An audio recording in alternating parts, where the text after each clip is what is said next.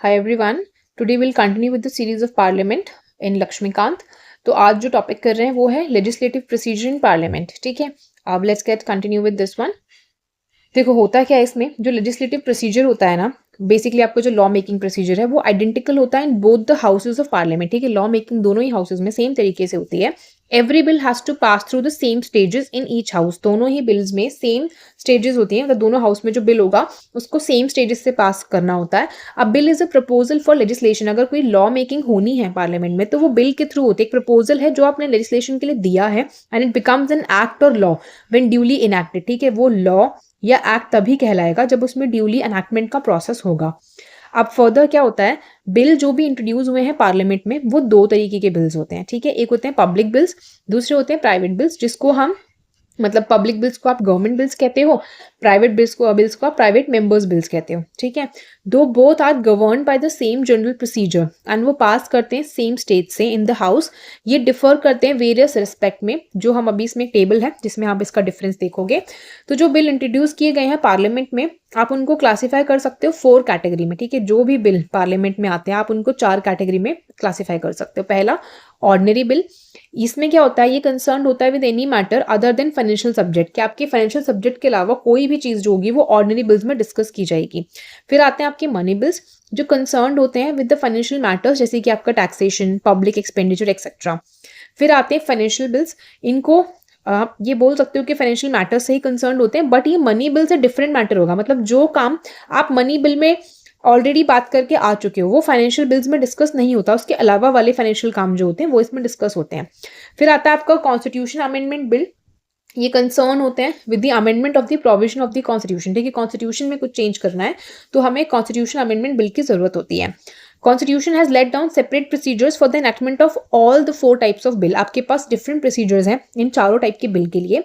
The procedures with regard to ordinary bills, money bills and financial bills are explained here. तो ये तीन जो है हमारे, ठीक है, ordinary, money and financial bill, इनके प्रोसीजर हमें यहाँ पे दिए गए हैं. प्रोसीजर कॉन्स्टिट्यूशन अमेंडमेंट बिल का ये हम चैप्टर 10 में अलग से डिस्कस करेंगे. ठीक है, वो अलग ही पूरा मैटर है, वो अलग चैप्टर में डिस्कस करना है. Let's get started with ordinary bills. ठीक है, अब ऑर्डिनरी बिल्स के केस में क्या होता है, every ordinary bill has to pass through the following 5 stages. इसमें बेसिकली 5 स्टेजेस होती हैं in the parliament before it finds a place on the statute book. ठीक है, इससे पहले कि आप स्टैट्यूट बुक में इसको प्लेस करो 5 स्टेजेस से आपका बिल जो है क्रॉस करेगा. ठीक है, फर्स्ट इज फर्स्ट रीडिंग. अब ऑफकोर्स ये बात है ना, मान लो अगर मैं आपको कुछ आज काम देती हूँ, आप मुझे वो बना करके दोगे तो आप पहले फर्स्ट रीडिंग करोगे उसकी, उसके बाद मुझे दोगे ना. ठीक है, ऐसे डायरेक्टली तो नहीं दे दोगे, आपने पहले फर्स्ट रीडिंग करी. एक ऑर्डिनरी बिल जो है आप इसको इंट्रोड्यूस कर सकते हो किसी भी हाउस ऑफ पार्लियामेंट में. Such a bill can be introduced either by minister और बाय एनी अदर मेंबर. ठीक है, आपका जो बिल इंट्रोड्यूस करना है वो कोई मिनिस्टर भी कर सकता है, वो कोई मेंबर भी कर सकता है. ठीक है, ये ध्यान रखना ऑर्डिनरी बिल के केस में. Then member who wants to introduce the bill has to ask for the leave of the house. ठीक है, अब जो मेंबर बिल इंट्रोड्यूस कर रहा है पहले वो लीव मांगेगा, उसके बाद जब हाउस उनको ग्रांट कर देगा लीव कि आप बिल इंट्रोड्यूस कर सकते हो, mover of the bill introduces it by reading its title and objective. ठीक है, अब मान लो कुछ बिल है, let's suppose say women reservation के ऊपर बिल आया. ठीक है, अब जो भी बिल को लाया है इसमें वो उनका टाइटल और उसके कुछ ABC ऑब्जेक्टिव होंगे मान लो, वो इसको बताएंगे यहाँ पे. No discussion on the bill takes place at this stage. अब वो सिर्फ बता ही रहे ना इसके बारे में, तो इस टाइम पे आप इस बिल में कोई डिस्कशन नहीं करते हो. Later the bill is published in the gazette of India. अब मान लो जो भी ये बिल लाए थे आपने इसको गैजेटी ऑफ इंडिया में पब्लिश कर देना है. If a bill is published in the gazette before its introduction, leave of the house to introduce the bill is not necessary. अब मान लो 15 अप्रैल को ये बिल इंट्रोड्यूस होना था. ठीक है, अगर पर्सन ने 15 को इंट्रोड्यूस किया है उसके बाद गैजेटी में जाएगा, लेकिन मान के चलो अगर ये ऑलरेडी 15 को गैजेटी में पब्लिश हो गया था तो लीव ऑफ हाउस पूछने की जरूरत नहीं है, डायरेक्टली इंट्रोड्यूस हो जाएगा. ठीक है, ये बोल रहा है यहाँ पे. Then introduction of the bill and its publication in the gazette constitute the first reading of the house. तो बेसिकली आपको देखना अगर first reading of the bill हुई है तो उसमें क्या क्या चीजें हैं. फर्स्ट रीडिंग में आपका इंट्रोडक्शन है बिल का, ठीक है, उसके बाद पब्लिकेशन है जो गैजेटी में हुआ. ये दो चीजें आपकी फर्स्ट रीडिंग बनाती है. देन अब इसमें सबसे इंपॉर्टेंट आपको टेबल दी गई है पब्लिक और प्राइवेट बिल के डिफरेंसेस की.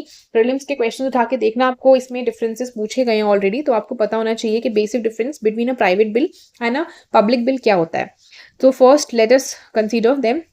पब्लिक बिल में पहली बात हमें पता है कि इंट्रोड्यूस होता है पार्लियामेंट में मिनिस्टर के द्वारा, क्योंकि गवर्नमेंट बिल है तो मिनिस्टर ही इंट्रोड्यूस कर सकता है। प्राइवेट बिल के केस में ऐसा नहीं है, it is introduced by any member of parliament other than a minister, मतलब कोई मिनिस्टर है उसके अलावा जो भी पर्सन मेंबर है वो इसको इंट्रोड्यूस कर सकता है, ठीक है। Second point, it reflects of the policies of the government ruling party. तो बेसिकली पब्लिक बिल क्योंकि गवर्नमेंट बिल है तो रूलिंग पार्टी की जो पॉलिसीज होती हैं वो इससे रिफ्लेक्ट होती हैं। प्राइवेट बिल की अगर बात करें, it reflects the stand of opposition party in public matter, क्योंकि बेसिकली क्या है, यहाँ पे मिनिस्टर नहीं है, ठीक है, जो भी पर्सन है वो मेंबर है, तो ये ऑपोजिशन पार्टी का जो भी स्टैंड है हमारे पब्लिक मैटर पे वो ये रिफ्लेक्ट करता है। Third, it has greater chance to be approve by parliament क्योंकि गवर्नमेंट बिल है। Fourth is it has lesser chance to be approve by parliament क्योंकि ये प्राइवेट मेंबर बिल है। देन गवर्नमेंट बिल का रिजेक्शन अगर house के द्वारा हुआ है, that amounts to the expression of want of parliamentary confidence in the government and may lead to resignation, ठीक है। अब मान लो गवर्नमेंट कोई बिल ला रही है, उसका अगर रिजेक्शन होता है तो मतलब पार्लियामेंट्री कॉन्फिडेंस प्रूव करने की नीड है और इससे रेजिग्नेशन भी हो सकता है, ठीक है। लेकिन प्राइवेट मेंबर बिल के केस में अगर उसका रिजेक्शन होता है तो उसका कोई इंप्लीकेशन पार्लियामेंट्री कॉन्फिडेंस में नहीं है इन द गवर्नमेंट, या उसका कोई रेजिग्नेशन नहीं होता। Then its introduction in the house requires 7 days notice, ये सबसे इंपॉर्टेंट पॉइंट है। अगर आपको एक पब्लिक बिल लाना है तो आपको 7 दिन का नोटिस रिक्वायर्ड है, लेकिन अगर आपको प्राइवेट मेंबर बिल लाना है तो आपको 1 month का नोटिस चाहिए, ठीक है। Then 6th is it is drafted by the concern department in the consultation with the law department, यहाँ पे हम इसको ड्राफ्ट करते हैं कंसर्न डिपार्टमेंट के द्वारा और कंसल्टेशन में होता है लॉ डिपार्टमेंट के साथ में। 6th is it's drafting is responsibility of the member concern, यहाँ पे क्या है 6th में, ये उस इकलौते मेंबर की रिस्पॉन्सिबिलिटी है जो इस बिल को ला रहा है। अब हम चलते हैं सेकंड रीडिंग पे। सेकंड रीडिंग के केस में क्या होता है, during this stage bill receives not only the general but also the detail scrutiny and assume it's final shape. तो यहाँ पे बिल को सिर्फ उसकी जनरल ही नहीं बस उसको डिटेल स्क्रूटनी भी मिलती है और उसका फाइनल शेप बाहर आता है। Hence it forms the most important stage in the enactment of a bill, तो ये सबसे इंपॉर्टेंट स्टेज बनाता है इनैक्टमेंट ऑफ अ बिल का। In fact this stage involves 3 more सब स्टेजेस। तो सेकंड स्टेज में क्या होता है, आपकी 3 सब स्टेजेस होती है, नेमली स्टेट ऑफ जनरल डिस्कशन, पहले आपने जनरल डिस्कशन कर लिया, फिर आपकी कमेटी स्टेज है, फिर आपकी कंसिडरेशन की स्टेज है, ठीक है। अब हम इसमें फर्स्ट स्टेज डिस्कस करते हैं इसकी, जो सब स्टेजेस है उसमें से। स्टेज ऑफ जनरल डिस्कशन में क्या होता है, जो प्रिंटेड कॉपीज हैं बिल की वो डिस्ट्रीब्यूट की जाएंगी सारे मेंबर्स को। जो प्रिंसिपल्स हैं of all the bill and its provisions are discussed generally, आपने जनरली उन प्रिंसिपल्स को प्रोविजंस को डिस्कस करना है, बट जो डिटेल्स हैं बिल की वो डिस्कस नहीं होती। मान लो ऊपर ऊपर से आपने प्रिंसिपल्स और प्रोविजन डिस्कस कर लिए। इस स्टेज पे house can take any one of the following 4 action. तो सेकंड रीडिंग का जब सब स्टेज फर्स्ट जनरल डिस्कशन चल रहा है तो हाउस 4 में से कोई एक काम कर सकता है। It may take the bill into consideration immediately और on some other fix date, या तो इमीडिएटली उसको कंसीडर करेंगे या कोई डेट अलग से फिक्स करेंगे। It may refer the bill to a select committee of the house, या कोई सिलेक्ट कमेटी होगी उसको दे देंगे। It may refer the bill to a joint committee of the 2 houses, joint committee को दे सकते हैं, या वो सर्कुलेट करेंगे बिल को टू एलिसिट पब्लिक ओपिनियन। कभी होता है ना, आप देखते हो कि पब्लिक ओपिनियन के लिए बिल बाहर आया, आप अपनी ओपिनियन दे सकते हो, तो इन चारों में से कोई एक काम हो जाएगा। A select committee consist of members of the house, जहां पे बिल ओरिजिनेट हुआ है, and a joint committee consist of members of both the houses of parliament, ठीक है। सिलेक्ट कमेटी में वही लोग होंगे उसी हाउस के जहां पे बिल ओरिजिनेट होकर के आया है, जॉइंट कमेटी में दोनों ही हाउसेज ऑफ पार्लियामेंट के लोग होते हैं। फिर आते हैं कमेटी स्टेज पे। Usual practice is to refer the bill to a select committee of the house, ठीक है। एक सिलेक्ट कमेटी है हाउस की, आप उसको ये बिल रेफर करते हो। This committee examines the bill thoroughly and in detail clause by clause. तो बेसिकली कमेटी स्टेज पे बिल को थॉरली देखा जाएगा क्लॉज बाय क्लॉज। अगर ये बिल था इसमें 10 क्लॉजेस लिखे थे तो ये क्लॉज बाय क्लॉज इस बिल को अच्छे से देखेंगे। It can also amend it's provisions, तो यहाँ पे कमेटी स्टेज में कोई अमेंडमेंट अगर बिल में होनी है तो वो हो सकती है, but without altering the principles underlying it. अब मान लो कोई बिल वुमेन एम्पावरमेंट को लेकर के आया तो उसके सारे प्रिंसिपल्स को उनको चेंज नहीं करना है, ठीक है। प्रोविजंस अमेंड हो सकते हैं बट उसका प्रिंसिपल नहीं चेंज होना चाहिए। After completing the scrutiny and discussion the committee reports the bill back to the house. जब स्क्रूटनी हो जाएगी, डिस्कशन हो जाएगा, तो ये कमिटी इस बिल को वापस से हाउस के पास भेज देती है। देन कंसिडरेशन स्टेज पे आइए। The house after receiving the bill from the select committee considers the provision of the bill clause by clause. अब बेसिकली क्या होगा, हाउस जब रिसीव करेगा बिल को फ्रॉम द सिलेक्ट कमिटी, ठीक है, सिलेक्ट कमिटी से इनको हाउस कंसिडरेशन स्टेज में हाउस को जब बिल मिल गया, let me simplify for you. देखो कंसिडरेशन स्टेज में क्या हो रहा है, हाउस को जब सिलेक्ट कमिटी से बिल मिल गया, ठीक है, ये कंसीडर करेगा provision of the bill clause by clause. अब सिलेक्ट कमेटी देख चुकी थी, अब ये बिल हाउस के पास आया है, वो हाउस बिल को क्लॉज बाय क्लॉज देखेगा। Each clause is discussed and voted upon separately, her clause के ऊपर डिस्कशन होती है, फिर वोटिंग होती है सेपरेटली। मेंबर्स जो होते हैं can also move amendments and if accepted they become part of the bill. तो यहाँ पे मेंबर्स भी अमेंडमेंट्स दे सकते हैं, अगर वो अमेंडमेंट एक्सेप्ट होती है तो वो बिल का पार्ट बन जाती है। फिर हम आते हैं थर्ड रीडिंग पे, ठीक है। इस स्टेज पे डिबेट कन्फाइंड हो चुकी होती है टू द एक्सेप्टेंस और रिजेक्शन। देखो जो भी ऑल्टरेशन उनको बिल में करनी थी वो उन्होंने सेकेंड रीडिंग में कर दी, ठीक है। अब थर्ड वाले में तो सिंपली ये है कि या तो एक्सेप्ट कर दो या रिजेक्ट कर दो बिल को as a whole and no amendments are allowed. तो आपको ध्यान रखना है थर्ड रीडिंग में कोई भी अमेंडमेंट हम नहीं करेंगे। As the general principles underlying the bill have already been scrutinized during the stage of second reading. तो जनरल जो भी चीजें होनी थी इसमें, क्योंकि वो सेकेंड रीडिंग के स्टेज पे हो चुकी हैं, तो अब इसमें कोई भी चेंजेस हम नहीं करेंगे। If the majority of the members present in voting accept the bill is regarded as passed by the house, ठीक है। जो भी मेंबर्स प्रेजेंट इन वोटिंग है उन्होंने बिल को एक्सेप्ट कर लिया, तो हम बोलेंगे कि बिल क्या है, पास हो चुका है हाउस के द्वारा। Thereafter the bill is authenticated by the presiding officer of the house. अब हम बोलेंगे कि बिल ऑथेंटिकेट हो चुका है presiding officer of the house के द्वारा एंड ट्रांसमिट किया जाएगा सेकेंड हाउस को कंसिडरेशन के लिए और अप्रूवल के लिए। Bill is deemed to have been passed by the parliament only when both the houses have agreed to it either with or without amendment। लेकिन हम कब बोलेंगे कि हाउस मतलब आपके पार्लियामेंट के द्वारा बिल पास हो गया, जब दोनों हाउसेज अग्री कर देंगे बिना किसी अमेंडमेंट के या फिर अमेंडमेंट के साथ, ठीक है। फिर अब सेकेंड रीडिंग के बारे में देखते हैं इसमें। अब देखो बिल जब सेकंड हाउस में आया है तब क्या होता है, in the second house also the bill passes through all the 3 stages, ठीक है। ये तो सब कुछ ना फर्स्ट हाउस जो भी था उसमें ही हो रहा है, जो ओरिजिनेटिंग हाउस है। अब ये सेकंड हाउस में पास किया गया, तो अब यहाँ पे क्या होगा, सेकंड हाउस में बिल सेम 3 स्टेजेस जो ऊपर हुई है उनसे पास होगा, first reading, second reading, third reading.